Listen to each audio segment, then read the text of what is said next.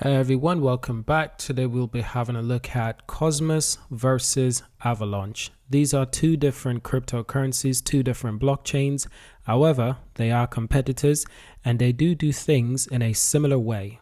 Ultimately, we'll be going for a full analysis, price prediction of the tokens. First, I'll explain to you what these tokens are, how they compare against each other, what are they doing to solve their individual issues that they're having with the blockchain trilemma, and eventually we'll get to our price analysis and price predictions. But fundamentally, overall, what I find most interesting with Cosmos and Avalanche is that they're doing things in a different way, but they're ending up achieving the same results, or at least similar results in my opinion. And in a moment, I'll explain exactly what I mean. Something else to mention is that by now, everyone must be familiar with the Ethereum merge. If you're not familiar, I do recommend you reading up about it. To help you out, I do have a video on the Ethereum merge, everything you need to know about the Ethereum merge. Feel free to check that out. Now, the Ethereum merge is actually extremely important to cryptocurrencies, blockchain technology worldwide. It's a meaningful step in the world of blockchain. And it's a stepping stone onto what's next for blockchain. The founder of Ethereum actually says that this makes Ethereum roughly around 55% complete, while you look at something like Bitcoin, it's roughly around 70 to 80% complete. They want to get Ethereum to 70, 80, 90% complete, and they have a long way to go. Now, Ethereum is quite popular for being quite slow and expensive. This is where Cosmos and Avalanche differs. Avalanche is known for having really good speed in terms of transactions per second. Somewhere over 4,000 transactions per second can be processed on the Avalanche blockchain.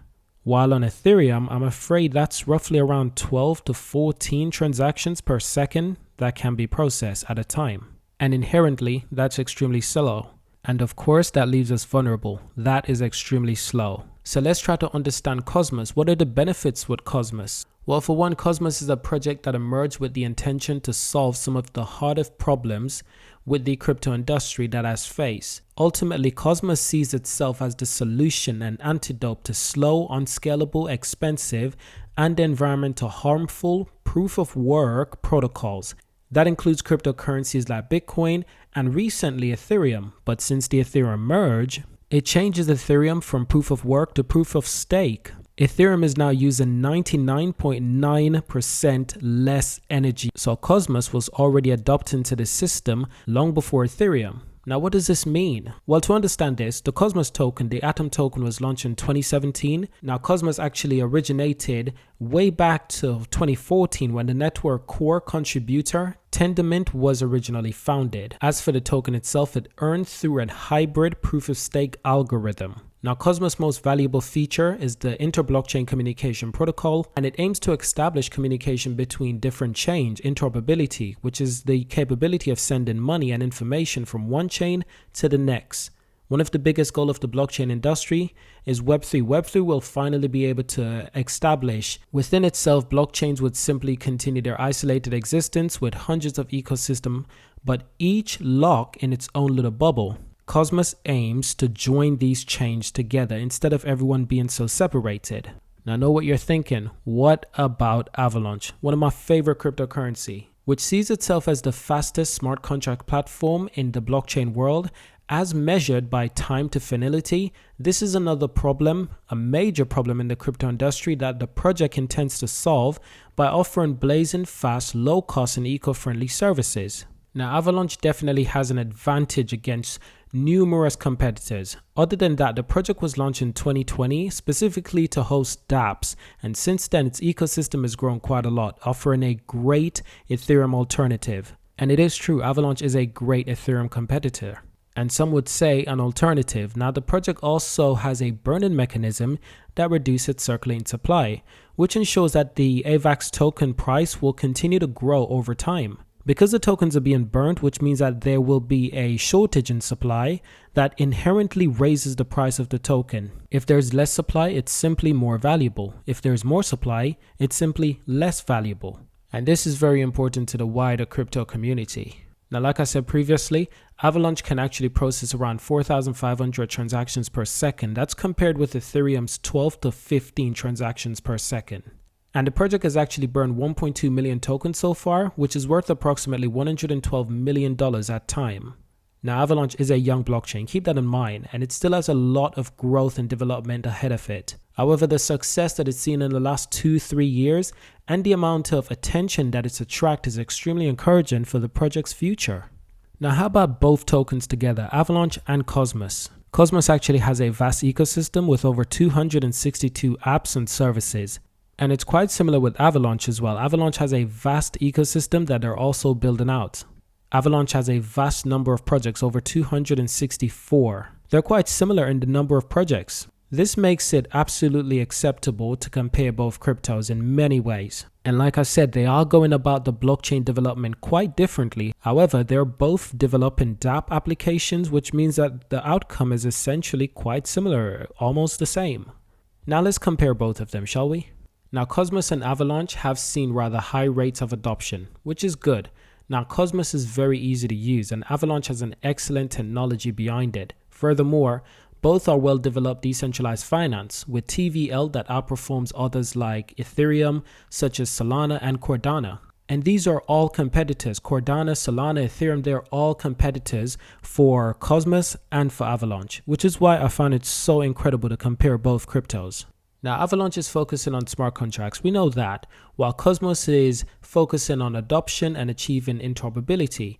But even though they're focusing on this, they're still developing dApps. They're still giving their platform plenty of value by developing apps and services for people, for users, which in turns makes them more valuable over time, like Ethereum. I feel like I'm reiterating this point, and it's because it's really important to understand. There's what they're accomplishing, which is essentially dApp development, and there's what they're doing in slightly different ways. But ultimately, the good thing about Cosmos is that it seeks to simplify things for people. There's an abundance of events and projects which can be confusing for newcomers, especially when it comes to airdrops, and users have a hard time discovering which are real and which are not. Cosmos intends to help in this area. And ultimately, I believe that both of these blockchains have huge potential. Look at the ecosystem for Cosmos. It's vast. They've got everything from privacy, marketplaces, finance, social impact, smart contracts platform, marketplace platforms, infrastructure platforms, social platforms. They're even in gaming. It's actually quite incredible. And it's quite similar for Avalanche as well. They're in so many different areas, from DeFi areas to markets. The list only gets bigger. Now, ultimately, we can get to the token prices. It's $16.85 for Avalanche. For Cosmos token, it's $14.19. That's per token. Long term, I actually see these tokens being a lot higher. In the last year, Cosmos was as high as $43. Avalanche within the last year was higher than $120. Actually, $134 at its all-time high. Quite incredible. That's a fraction of what it's worth today. That's a fraction of what it is right now. We know what all of this means. It means that both tokens are seriously undervalued. The max supply for Avalanche, 720 million. This is important, and the max supply, or at least the circulating supply that we know of for Cosmos, is 286 million. Their circulating supply is actually quite similar, with Avalanche over 295 million circulating supply in tokens. However, let's focus on their current circulating supply because that's what's important. And remember now, Avalanche tokens will be getting burnt over time, which includes increasing the price over time as time goes on. That's a smart mechanism for anyone who's holding a token. And once again, this is not financial advice, but long term, I do see Avalanche in the hundreds of dollars, not just $100, but $200, $300. Long term, I do see the same thing for Cosmos as well. Perhaps not the exact same, but quite similar results. Notably, Cosmos do get less attention.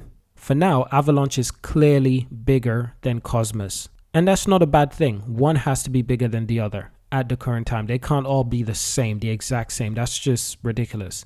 But nevertheless, they're both still true blockchains that are doing something meaningful in the blockchain space that are really good for everyone. Ultimately, they've both got huge potential.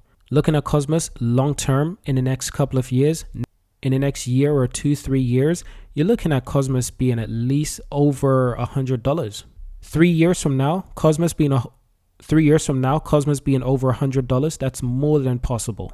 Especially with the coming bull runs. The market is quite down right now, but in the world of finance, that always changes eventually. So yes, I'm quite optimistic on both cryptocurrency. So I do hope you've enjoyed this video of my comparison between them. Subscribe to see more, leave a like, leave a comment, and of course, I will see you in our next video.